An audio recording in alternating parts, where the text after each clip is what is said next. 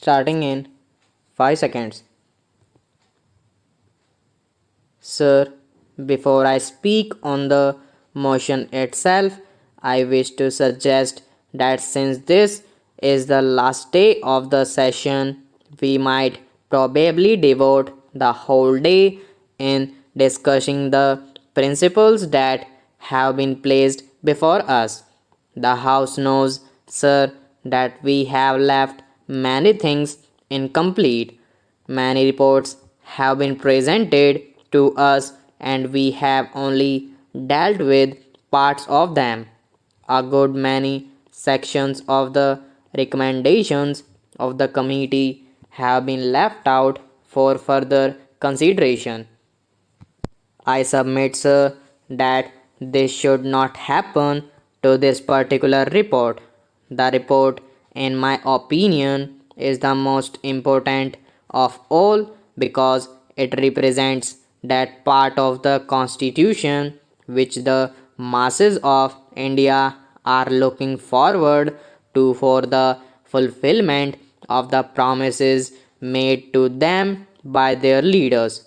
Everyone is watching as to how far we are serious in our promises to ameliorate their condition and make better the standard of living of the average man. From that point of view, I submit that this particular portion of the Constitution should be given more importance than the other parts of it. Every opportunity should be given to the members to express themselves. I would further submit that the recommendations should not be taken into consideration in this session if the criticisms that I wish to level are going to have any effect on this. In this case, I do not know whether we shall be able to go to the people and tell them that we are striving to protect their interest not only temporarily but permanently also. My first criticism against the present report is that it is exceptionally official in nature. The attitude of the members of the committee is very correctly reflected in the way the report is written. I submit to you and to the House, sir, that this is not the correct attitude to take when dealing with fundamental rights of the Constitution. India is totally incomparable with any other country in this regard. In my opinion, the committee viewed the whole question from an utterly wrong standpoint. It appears to me that our framers of the Constitution have merely studied the existing constitutions and chose what we thought would probably serve as a soap to us. This, I think, summarizes in a nutshell what has been presented to us.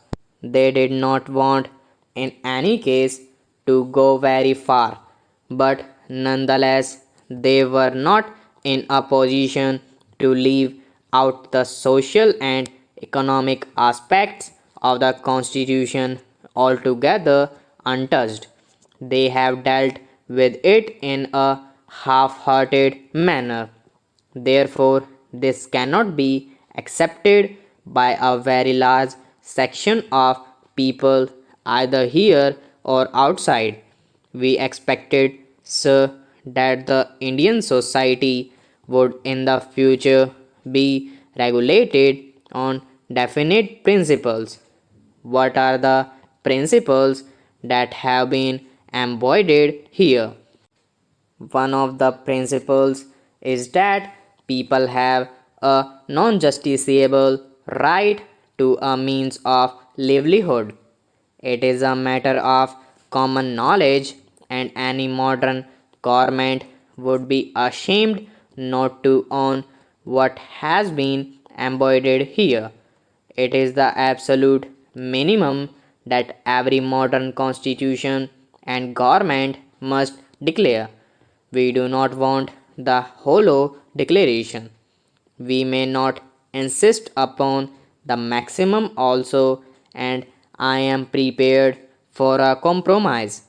But we do not want to depend on mere platitudes and pious wishes. At least since the early years, the character of the ruling party has altogether changed. The change was due to the fact that there was a solemn promise that the government of India would be that of the peasants and workers of India.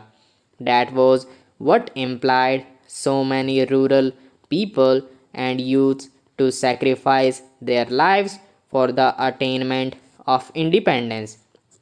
If you analyze the figures, you will be started to find that none of the vested interest sacrificed their lives, and those who sacrificed were purely the backward and illiterate people from the rural communities.